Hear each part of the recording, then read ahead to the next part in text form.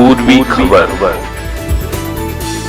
आरजीकर में महिला डॉक्टर के साथ हुई घटना को पूरे 6 महीने हो चुके हैं, लेकिन जो न्याय उसे मिलना चाहिए वो अभी तक नहीं मिल पाया है।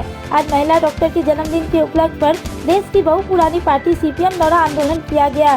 इसी कड़ी में हमने देखा कि रानीगंज में सीपीएम के सदस्यों द्वारा एक विरोध रैली निकाली गई। यह विरोध रैली डॉल्फिन क्लब से निकलकर बड़ा बाजार होते हुए तारबंगला होते हुए नेताजी मोड़ पर आकर समाप्त हुई। इस मौके पर सुप्रियो रॉय, रूनू दत्तो, देवीदास बैनर्जी, गौरव भल्ला, देवेंदु मुखर्जी, कृष्णदास गुप्ता, मनोजीत बासु, अनुपम चैटर्जी एवं सीपीएम के कई सदस्यगण उपस्थित थे।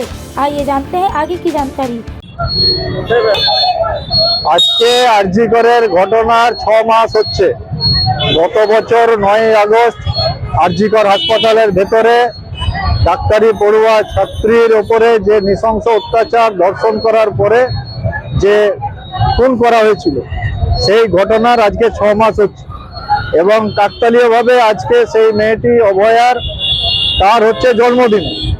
কলকাতায় যেমন অভয়া মঞ্চের পক্ষ থেকে আমাদের বিভিন্ন গণসংগঠনের সমর্থনে সহযোগিতায় যেমন কলকাতায় বড় মিছিল হচ্ছে, রানীগঞ্জ সহ সারা পশ্চিমবাংলাতে আমাদের পার্টি এবং বিভিন্ন গণসংগঠনের উদ্যোগে আমরা একই সঙ্গে এখানে বিক্ষোভ মিছিল, বিক্ষোভ সভা, প্রতিবাদ ইত্যাদি আমরা করছি। আজকে যদিও মাধ্যমিক পরীক্ষার জন্য আমরা মাইক ব্যবহার করতে পারিনি, কিন্তু আমাদের বিক্ষোভ থেমে থাকবে না।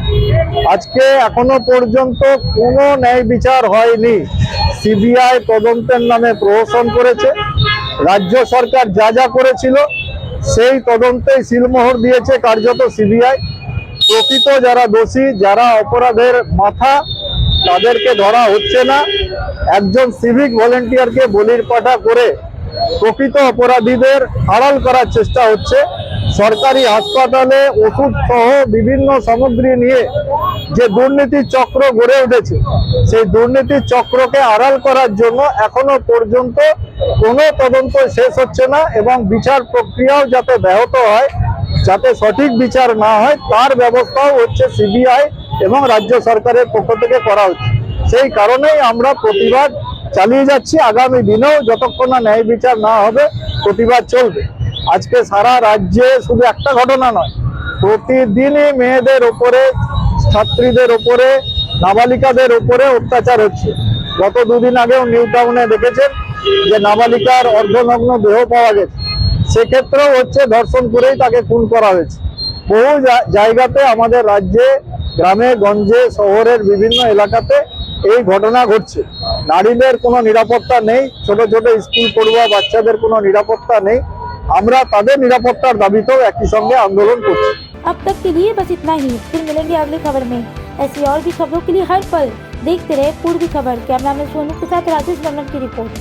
हमारे चैनल को लाइक, शेयर, सब्सक्राइब करना ना भूलें और बेल आइकन को दबाना ना भूलें और देखते रहें पूर्वी खबर। पूर्वी खबर, नजर सब पर।